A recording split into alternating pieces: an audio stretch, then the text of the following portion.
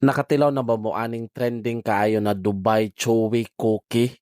Naa na jud siya sa Cagayan de Oro. Good morning, travelers. Yes, nakatilaw ra jud ko aning trending kaayo and always jud kalabay sa akong feed. Kaning Dubai Chewy Cookie na naay pistachio and katay feelings. Available niya sa La Bianca Cafe and Bakery. So naa sila'y pop-up karon sa Ayala Centrio Mall, dool sa H&M, and naapod sila sa SM second floor, abay sa C1. Tag 120 pesos each ni siya, and naapod sila variety na with strawberry which is 150 each. Pero kung by 4 imo ordero na siya discount gamay. Wala ko nag-expect sa lasa, kaya akong gi-expect is tamis kaayo siya. Pero grabe de siya ka-crunchy and chewy. Sakto ra iyang kapait o iyang katamis. Okay gid siya para sa ako, dili siya bidli.